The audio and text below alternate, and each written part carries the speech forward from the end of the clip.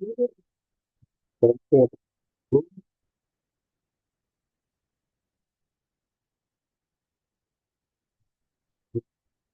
statistik ekonomi ya untuk kelas akuntansi F 2024. Baik, saya izin share screen ya. Share screen.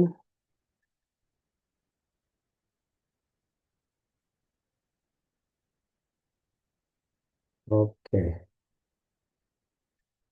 Nah, kali ini kita akan mempelajari mengenai interval kepercayaan sesuai dengan materi yang ada di LPS yang saya dapatkan.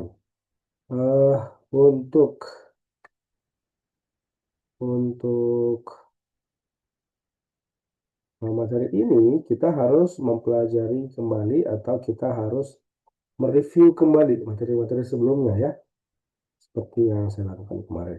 Baik, eh, pertama-tama kita akan melihat.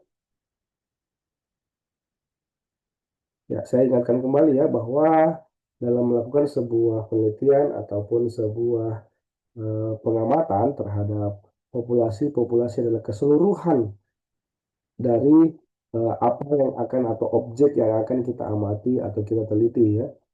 Itu kita bisa mengambil sampel. Kenapa? Karena ada berbagai macam. Yang pertama, yang kemarin saya jelaskan bahwa alasan sumber daya, entah itu waktu, biaya, dan juga tenaga ya. Oke, kemudian eh, populasi itu tentunya memiliki karakteristik ya, karakteristik. Nah, misalnya contohnya populasi di sini, oh ini adalah populasi orang-orang Mandar misalnya ya. Tentunya populasi orang-orang Mandar, pastilah mereka yang pertama apa? Senang berbahasa Mandar ya. Selalu berbahasa Mandar misalnya ya. Oh, orang Mandar itu cantik-cantik atau ganteng-ganteng seperti itu. Nah, karakteristik itulah yang seharusnya muncul juga di sampel kita ya, sampel kita. Makanya kita mengambil sampel itu haruslah representatif sehingga sampel yang kita ambil itu dapat mencerminkan populasi yang akan kita teliti ya. Sehingga dalam melakukan eh, penelitian kita betul-betul mendapatkan eh, pelajaran atau mendapatkan keterangan tentang populasi, bukan hanya sampel ya. Jadi dalam menentukan sampel itu harus hati-hati. Nah, karakteristik-karakteristik yang ada di populasi namanya adalah parameter. Ya. Kemudian titik yang sampel disebut sebagai statistik, ya tidak pakai A. Kalau statistika itu adalah ilmunya, sedangkan statistik adalah karakteristik yang ada pada sampel atau karakteristik yang menggambarkan sampel itu sendiri. Baik, next, sampling dan estimasi. Alasan mengambil sampel ini kemarin sudah ya, mengambil waktu, memakan waktu, biaya dan juga macam-macam ya, sumber daya dan juga kadang percobaan itu bersifat apa? Bersifat pengambilan sampel itu bersifat merusak, ya, jadi kita tidak bisa kembalikan lagi. Baik, eh,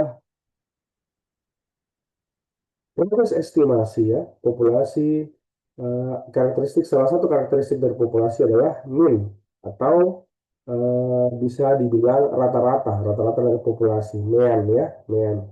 Kemudian dilambangkan dengan huruf eh, Latin atau huruf Yunani mu ya, bacanya mu. Orang biasa bilang mu ya. Kemudian diambil sampelnya, sampelnya diambil ingat ya, sampel harus diambil secara acak ya, secara acak. Jadi dalam mengambil sampel ada bermacam-macam teknik pengambilan sampel, ada yang disebut sebagai teknik pengambilan sampel probabilistik, ada juga sebagai non probabilistik. Tapi dalam pelajaran kita kali ini kita tidak mempelajari itu, ya. Nah, tapi prinsipnya adalah kita mengambil sampel haruslah secara acak. Kenapa? Supaya sampel yang kita ambil itu dapat menggambarkan sepenuhnya ke populasinya, ya. Tuh. Nah, misalnya ini, ya. Tadi kita mau ketahui mu-nya yang tidak diketahui ya mu-nya. Nah, mu-nya dia berapa? Itu ternyata juga ya. Mu itu X bar ya. Misalnya kita lambangkan dengan X, ada garisnya di atas. Itu disebut sebagai X bar. Sama dengan 50 ya. Saya yakin 95% bahwa min antara 40 dan 60 adalah 50. Misalnya seperti itu ya, seperti itu. Nah, ini yang disebut sebagai interval kepercayaan. Oke, selanjutnya suatu parameter estimasi atau diduga dengan dua cara, yakni yang pertama adalah pendugaan titik, ya, atau point estimation, merupakan nilai suatu titik yang digunakan untuk menduga suatu titik, ya, di parameter, ya. Kemudian interval estimation, pendugaan interval, suatu interval yang menyatakan di mana suatu parameter populasi mungkin berada, ya. Kalau yang tadi saya kembali ke yang tadi ya, kalau di sini min ini dia mau ngambil min ini atau dia dapatkan X bar ini, berarti dia duga ini adalah pendugaan terhadap mu ya. Ini pendugaan titik ya. Tetapi kalau dia menduganya antara 40 sampai 60 misalnya ya, itu adalah disebut sebagai penduga selang ya, atau interval kepercayaan ya, interval estimation. Suatu interval yang menyatakan rentang di mana suatu parameter populasi mungkin berada.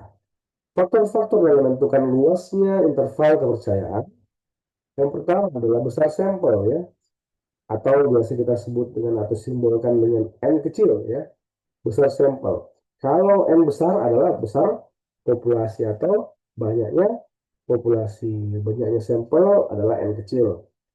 Kemudian keragaman populasi biasanya dilambangkan dengan sigma. Kalau ini ya sigma ya, sini sigma, sigma besar namanya ya, sigma. Dan diperkirakan atau diduga dengan S ya, S ya. Jadi ini simpangan ya, di apa namanya, kalau di populasi dia menjadi sigma, kemudian diperkirakan oleh S kecil ya, atau diduga oleh S kecil. Kemudian tingkat kepercayaan yang diinginkan ya. Kalau percaya berapa persen? Nah, kalau dalam ilmu sosial biasanya itu tidak terlalu besar kita menggunakan tingkat kepercayaannya ya. Paling 95%, 10% dan sebagainya. Nah, kita ke point estimation karena kalau langsung interval estimation nanti agak bingung ya. Oke, point estimation. Nah, di sini adalah populasi yang sebelah kiri yang besar ini, lingkaran atau oval yang warna hitam, ini adalah populasi. Kemudian lingkaran atau oval yang lebih kecil yang berwarna biru, yang garis yang berwarna biru ini adalah sampel. Sehingga ini ya kita bisa lihat mu diduga oleh bar ya, rata-rata sampel ya. Rata-rata populasi diduga oleh rata-rata sampel. Kemudian eh, sigma kuadrat atau variansi atau keragaman ini diduga dengan S kuadrat ya, S kecil kuadrat ya. Oke, kemudian proporsi ya, P ya, P ini diduga oleh proporsi duga. Ya, proporsi topi ini topi, P topi, istilah P topi ya, atau proporsi dugaan. Ya. Jadi ini adalah contoh karakteristik populasi atau parameter-parameter ya. Ada tiga parameter, kemudian ada tiga statistiknya. Baik, yang pertama ya, kita pergi ke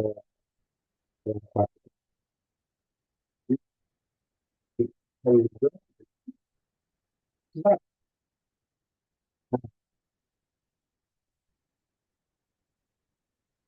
ini kita akan menggunakan X bar, bar ini. Oke, nah rumus rata-rata sampel ya adalah X bar sama dengan Ini sigma, sigma kecil ya istilahnya kalau dalam bahasa Yunani ya. Sigma I sampai satu, I sama dengan satu atau I sama dengan satu sampai N ya. Artinya, XI ya. Artinya adalah ini adalah penjumlahan dari X. Dari X-nya itu yang pertama sampai dengan X ke N. Ya, gitu ya. Jadi misalnya ada 5 nih X-nya. Berarti dia penjumlahan atau sigma ya. Penjumlahan dari X1, X2, X3, X4 sama S5. Jadi kalau dia misalnya N-nya di sini ada 5 ya. 5. Berarti ini sama dengan X1 tambah X2 tambah X3 tambah X4 tambah X5 dibagi dengan berapa? N-nya berapa tadi? 5 ya, jadi 5. Seperti itu ya. Jangan bingung-bingung lagi nanti. Cara membaca juga sama ya. Jadi X bar sama dengan sigma I sama dengan 1 sampai N XI dibagi N. Kecil ya. Ya, XI jumlah data populasi.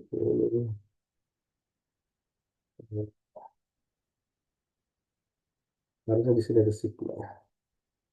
Kalau sigma baru jumlah. Tapi eh, ini juga salah ya, bukan populasi ya. Sampel. Ini saya copy paste dari tempat lain.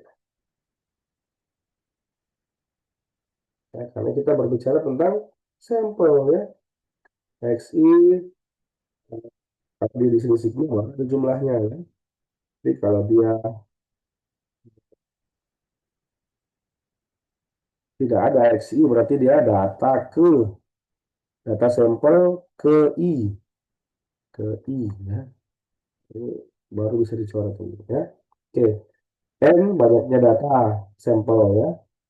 I data ke N ya. Oke, seperti itu. Seperti itu ya.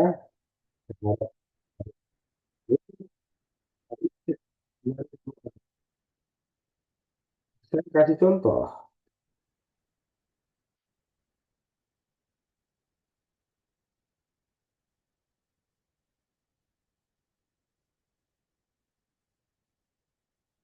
Oke. Nah, tadi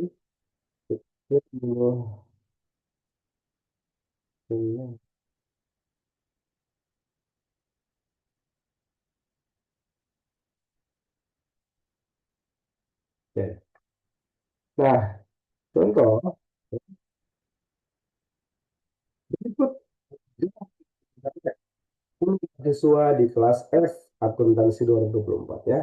Jadi ceritanya saya sudah ngambil dari sampel tadi ya di kelas kalian ya. Sebanyak 20 orang dari berapa? 30 ya, berapa? Nah, ini populasinya sekian, kemudian saya ambil cuma 20 berarti namanya sampel. Nah, ternyata yang mahasiswa yang menggunakan internet selama 1,7 jam, 3,8 jam, 4,8 jam, bahkan ada yang apa namanya 20 jam. Saya nggak tahu nih. Mungkin ini adalah seminggu ya, seminggu ya katanya. Nah, karena nggak mungkin lah 28,2 jam ya, karena dia sudah lewat tuh, 24. Dalam sehari kita cuma 24 jam. Kalau dia sampai 28 jam, wah keterlaluan ya. Oke, nah mungkin dalam seminggu ada yang sampai 28,2 jam. 28,2 jam. Sekarang kita mau cari berapa sih rata-ratanya. Kita mau duga nih rata-rata penggunaan di kelas F akuntansi 2024 nih. Misalnya sebanyak 29 orang ya. Nah, X bar sama dengan ya sama kayak tadi ya. I sama dengan 1, sigma I sama dengan 1 sampai N XI bagi N ya. Kemudian ini berarti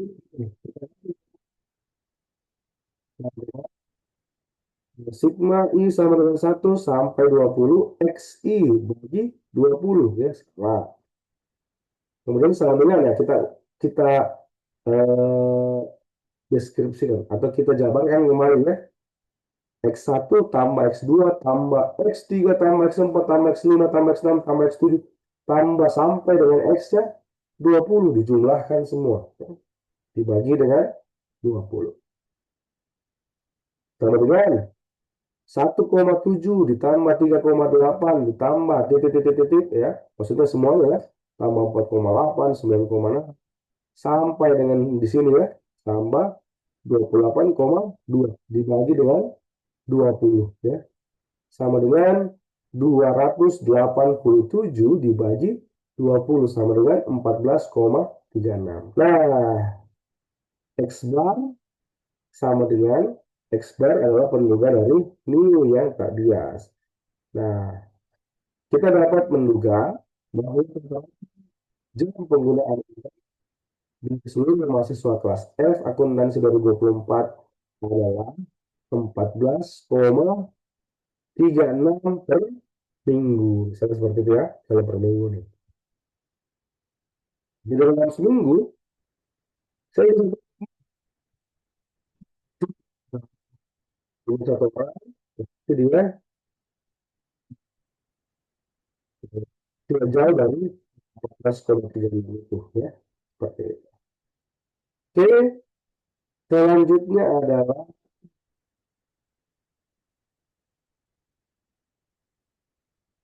tugas satu ya.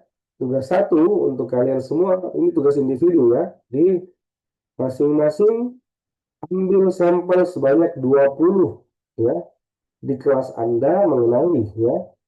Pilih minimal dua, ya. Di sini 1 sampai 5. Pilih minimal dua. Misalnya saya mau pilih umur tinggi badan, boleh ya, silahkan pilih umur tinggi. Jadi tanya teman-teman boleh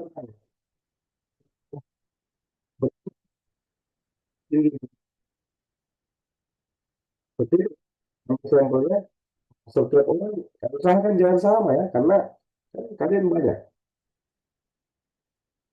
Maksudnya jangan sampai datanya semuanya satu satu orang dengan orang yang lain sama ya. Akan kelihatan ya yang mana yang kerjasama yang mana tidak. Ya, saya harapkan bisa di yang mana yang nyontek yang mana tidak. Saya harapkan bisa dikerjain sendiri supaya kalian paham dengan materi kita pada hari ini. Ya, misalnya saya juga mau ambil ini, Pak. Lama belajar dalam sehari, sama lama bermain dalam sehari ya, dalam jam ya. Silakan kalian tanya ke teman-teman sebanyak 20 orang ya. Apa kalau sehari, oh, saya belajar dalam sehari misalnya dua 12 jam, oke. Kemudian tanya lagi, berapa lama setiap hari? Saya tidak pernah main game, berarti dia nol. Misalnya seperti itu ya, berarti dia lama belajar dalam seharinya 12, lama bermain gamenya nol. Itu dipisahkan ya. Buat kolom, misalnya ya, kolomnya lama jam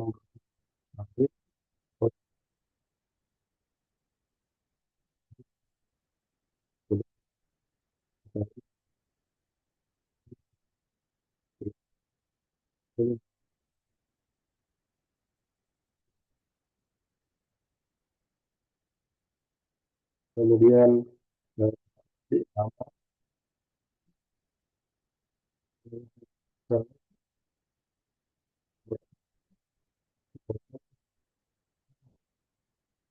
belajar. Buatlah seperti ini. Lalu namanya siapa? Misalnya Adi, Aco, apa. Nah, habis itu buatlah setiap mahasiswa harus berbeda dengan mahasiswa lainnya. Buatkan tabel data, lalu hitung penduga terhadap sampel Anda masing-masing ya. Jadi di situ apa?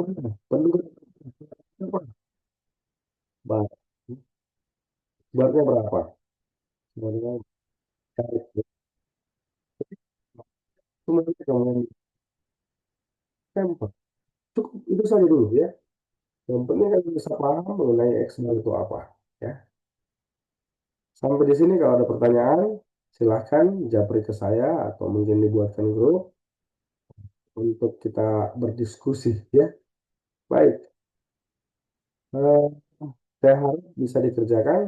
dan lama pengumpulan tugasnya semoga bisa dikerjakan sampai dengan hari Minggu ya. Hari Minggu atau hari Ahad jam 18.00 ya, saya terima sampai itu. Nanti saya berikan link, pengumpulan tugasnya dan eh,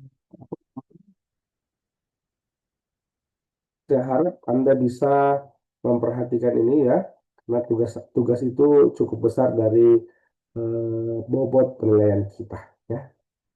Oke, namanya tugas ya boleh sama-sama kerja, tapi ingat jangan sama sampelnya semua yang diambil tiap mahasiswa ya. Baik, sampai di sini dulu pertemuan kita pada hari ini. Semoga bisa bermanfaat. Semoga kita bisa bertemu lagi di pertemuan selanjutnya. Assalamualaikum warahmatullahi wabarakatuh.